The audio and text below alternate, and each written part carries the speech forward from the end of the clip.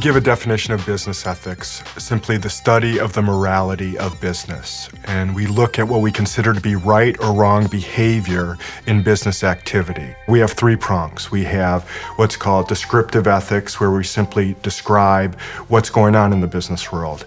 Their relationships with customers, their relationship with employees in the workplace, relationship with larger society.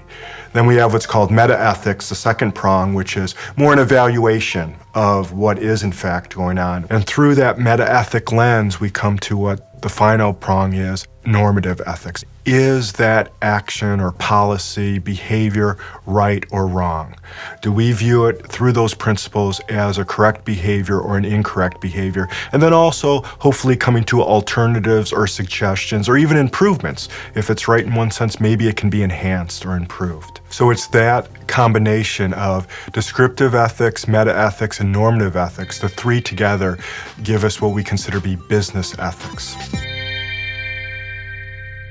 The history of business ethics was more informal at times. We always looked at what was considered right or wrong, that morality of business relationships. When we were an agrarian society, or even when we developed trades and skills, we were dealing with basically one-on-one relationships. You knew with whom you were making a sale or who you were working for. And if things didn't work out, it impacted the relationship directly. Post-industrial, we're talking about sales and relationships with millions upon millions of individuals and consumers. That changed the concept of what was right or wrong behavior. It also changed the expectations from the different groups. And an early study, actually was 1961, by another Jesuit, Raymond Baumhart. He went around to business people and asked them, what do you consider to be business ethics? And it was very clear that they had a sense of, well, it's about what we should do, the right and wrongs, but they did not have a firm grasp or a firm definition of how that should be defined or how it should come alive within the workplace. But it began there in a more formal sense, and then study began, and slowly but surely business ethics became a full-fledged academic and professional field.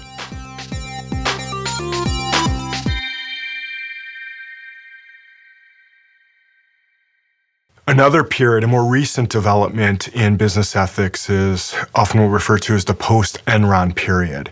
And with the scandals of Enron, Tyco, WorldCom, there has been created great mistrust in companies' financial documents because executives, auditors were misleading, sometimes subtly, sometimes extremely, the wealth, the well-being, the viability of the organization. In the Enron case, the most egregious example is they had separate businesses. What they were doing is all their losses, all their debts were being siphoned into the separate organization and not showing up on Enron's balance sheet, not showing up on Enron's income statement. And so people thought, oh, the company's doing well, when in fact it was not. And what arrived after that is this concern and this need, this responsibility, in fact, this great duty. You have to be held more accountable. You need to be more transparent with your financial documents to the public, especially to investors. And what was created is what's called Sarbanes-Oxley. A new law was created to implement those values underlying and about this accountability, about this transparency. Sarbanes-Oxley has three prongs. One is that accountability of executives. The chief executive officer, the chief financial officers, actually they have to sign off on the financial documents and say, yes, these are accurate to the best of our ability. And if they are not, if it is proven that if they can show that they are not accurate and they should have known that they were inaccurate, they can be held both civilly and criminally responsible, meaning they can end up in jail. The second prong is auditors who were supposed to be independent. All the public accounting firms, in one sense, are auditors. Now the government has created an organization to watch over them. And the last prong is to make sure that there are internal controls that oversees the board of directors. They, in fact, look and make sure that the board of directors have a degree of independence. And the auditing committee is independent of the board of directors. No board member is allowed to be on that committee. And someone definitely has to have financial expertise. You also need a code of ethics. You also need procedures. And that's part of the controls to make sure that what's recorded, what's reported is in fact accurate. A large concern in the business ethics world at this time is about executive compensation. They always compare executive compensation to what the average worker gets. And in 1990, the executive CEOs and the like were getting about 100% more than the average worker. And just to throw out numbers, average worker is probably getting around $25,000. CEOs getting $3-4 million, or executives in that regard. From 1990 until the present, the increase has been about 300%, so that they're earning 430 times the average worker. Also, profits in business have grown 100%. While guess what? The average worker's salary has only gained 4%. So when we put the numbers down, we have average workers is about 28,000. But now executive compensation is up to $12-13 million. Yet, because there's that disparity in the growth between what the average worker gets and what the executive gets, it has raised a justice issue. One explanation for this disparity is you often see a CEO in one company will be on the board of another company, and then another CEO will be on the board of another company. And so what are they doing? They're basically approving, in one sense, these high salaries for whom? All of them. And they don't want to deflate their own market with which they're in. Some people call it a relatively incestuous relationship among boards of directors, but it's obvious they don't want to deflate what other executives get because they know that's going to come back and maybe limit what they can receive in their position.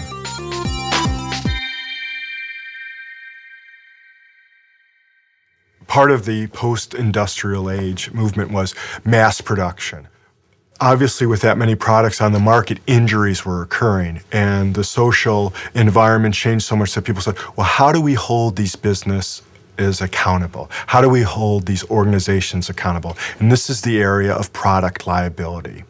And there's three major ways that organizations that distribute products are held responsible. We have design defect, manufacturing defect, and warning defect.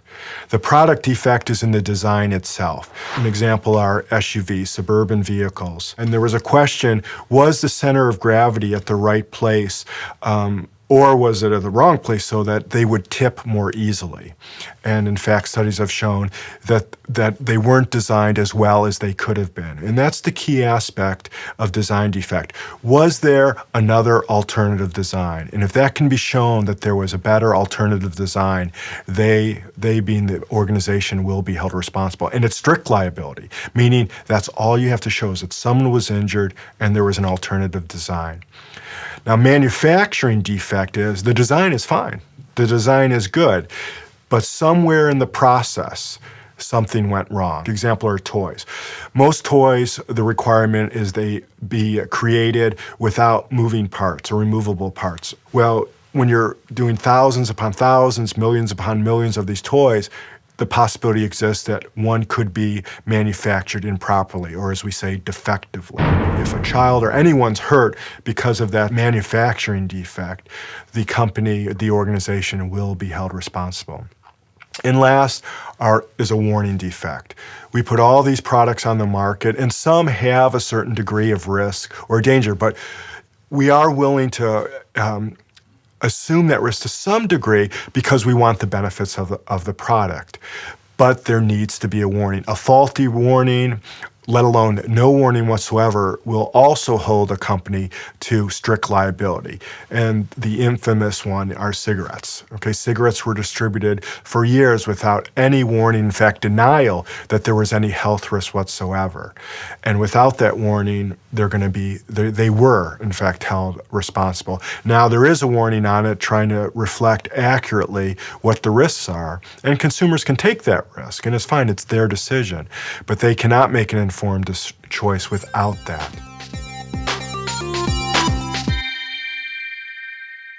Advertising, which is a billion-dollar business, creates its own set of ethical dilemmas.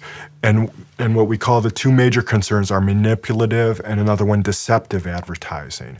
And one way to look at advertising is on a continuum. Part of it informs, and then if it goes too far along the continuum and manipulates and or deceives, then it becomes unethical. It becomes wrong in its process.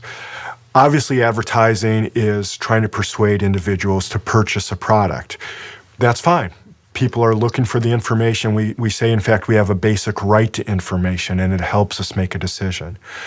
Problem comes in when the use of things other than information, playing our emotional needs, our emotional desires, move into an area what we call manipulative. With women is a common example. They're always exposing women to what is the ideal beauty, whether it's the thinness, whether it's the color of their skin, whether it's the need for makeup. And then they push certain products, cosmetics, clothes, that in one sense, is there a need for that or of those certain types? Another example of manipulative advertising is actually advertising that's focused at children. Whether it's a cereal, whether it's a toy, they'll put it on children's television shows. And obviously children are watching it. And the hope is that they will run to their parents and go, I want this, I need this, I need this. So they're first manipulating the child, and then they're using the child as an instrument of manipulation on the parents. So there's actually double manipulation going there. The last problem in the area of advertising is what we call deceptive advertising or false advertising. And the name comes from they're giving you false or deceptive information. They're giving you inaccurate information that in fact impacts your choice. The organization in charge of this evaluation is the Federal Trade Commission. And they use the words unfair and deceptive practices. And so they would look at all types of marketing, including advertising, and say, is this unfair or deceptive? One example is Volvo. Volvo has a great reputation for safety of cars, but one advertisement they had was actually stacking cars. And so you go, wow, look how safe this car is. In reality, there were steel beams reinforced the ceiling and the sides, enabling each one to be stacked upon the other. Well, the average viewer didn't know that or were not able to see that. So the impression was given that this car was in fact able to do things greater than it could. Sometimes we exaggerate, that's not a problem, but it's when the false information actually deceives us, leading us and influencing us to make a choice that we might not otherwise make. A growing concern in the area of business ethics is what we call cultural relativism, and it's connected mostly with the globalization. We're moving into this incredible global economy where groups, businesses, individuals from all different parts of the world are involved in business. And this cultural relativism is based on different places, different peoples have a different morality in many ways. When we talk again about morality, we're talking about what we consider to be right or wrong. And it's based on political views, it's based on religious views, it's based on philosophy, it's based on your family. It's inevitable there will be some differences in what places or what people think is right or wrong behavior, especially in the business area. And this creates what we call this relativism, this cultural relativism. And what groups are trying to do is go, yes, recognize it and say, we can still work within these relativistic boundaries. And not saying whatever one group believes is right. We go, are there certain things that we believe as humans together? And this is where we get into, often people talk about human rights. Does every person have an inherent human dignity? Do employees deserve a certain workplace condition, a certain degree of safety? Products, do consumers deserve a product that at least hits a certain level of safety? Environmental issues. Should we all have a certain respect for the environment? So there are areas that we agree on. We don't have to agree on all of them. But even this proves problematic because different cultures view women, elderly, children different in different locations. Some give women greater respect, some give women less respect. Same with the children and the elderly. And to be honest, it's rooted in one simple thing. How do we view the human person? How do we value the human person? That's the beginning of the agreement, and that's probably where the source of reaching some common principles will begin and end. We talk about post 9/11 and the different ways that we are monitoring individuals, organizations, in one sense for safety reasons. Well, businesses have been monitoring purchasing habits, styles, credit card use, all of these things for years. what happened, the technology is growing so that it's even becoming more sophisticated so that you know what individuals are doing almost all the time in all places, let alone cameras are everywhere.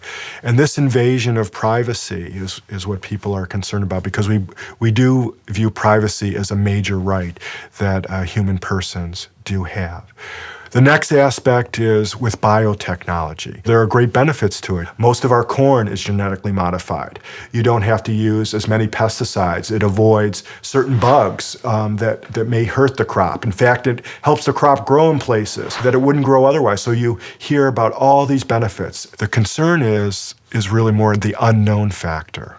What's going to happen when we are exposed to enough of that over a longer period of time, which hasn't been that long? Will there be great dangers to the human person and even to the environment? And will that throw off what we call as genetic or biological diversity? And that last part brings us to what we call sustainable development. And sustainable development has two prongs. It wants continued economic growth. It wants society to grow in connection with the economy. That requires natural resources. It talks about the land. It talks about the minerals, all the different things that we need to produce products, to grow as a community, to grow as a people. Unfortunately, we're growing at such a fast pace that the concern is, will we have those resources down the road? And so sustainable development wants that continued growth, but it wants it at a pace that future generations will have the necessary resources to continue their growth. Jesus mentions that it's easier for a camel to pass through the eye of a needle than for a rich person to get into heaven. And a lot of people feel very uncomfortable with that statement, believing, then if we're wealthy, if we're rich, then is there no hope for us? And that's really not what Jesus was saying. Jesus was really saying that wealth can be a distraction. In fact, immediately before that saying, he was asking the rich young man, would you follow me? And the rich young man said, well, what do I need to do? And he said, you need to sell all your goods and possessions and then come follow me. The rich young man, as we know, went away sad because he had many possessions. And so immediately following that story, you hear this saying about how difficult it is for the wealthy to get into heaven. And Jesus is saying wealth can be a distraction. In other places, Jesus says, in fact, you're supposed to use your gifts and talents and wealth in the service of the kingdom, in the service of God, in your relationship with God and with one another. So it's not a criticism of wealth in and of itself. It's more a critique of how one accumulates wealth and what one does with the wealth. Jesus is concerned about a lack of focus on God and your relationship with God and others, because obviously to gain wealth, you need what? You need a degree of diligence. You need a degree of focus on work and what that requires to gain the wealth. And in one sense, Jesus says, fine, if you are doing that for the kingdom, if you are doing that ultimately to help others. And this is where we're all called, we hear this over and over, to share your gifts and talents, to share whatever your wealth is, whether it's strict financial or if it's abilities and talent. We believe Christ shared his entire self for us. He shared who he was and what he is and always is for each and every one of us. We are called to do that same thing, share what we have with other peoples, especially those that are less fortunate. And that's, I think, much more what Jesus was saying with that statement, and much less critiquing those just because one has wealth.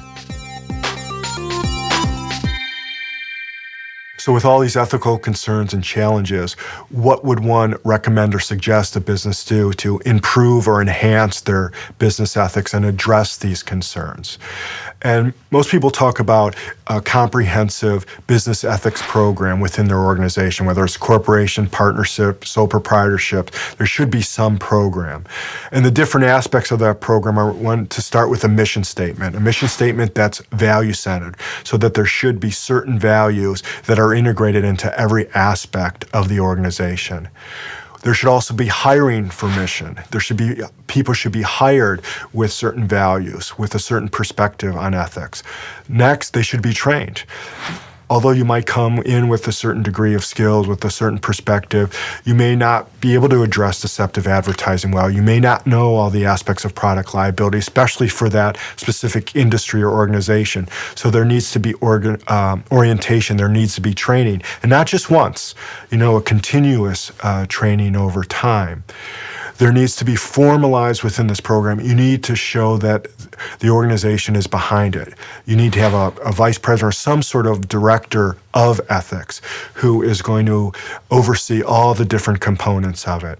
People also need to be rewarded based on their performance, not just for production, in terms of their adherence to ethical values.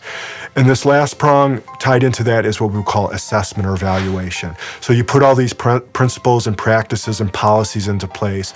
You need to assess how well are we doing them and where can we improve, and then continue. And when you put all those together, you have a complete business ethics program, a business ethics program for the new millennium.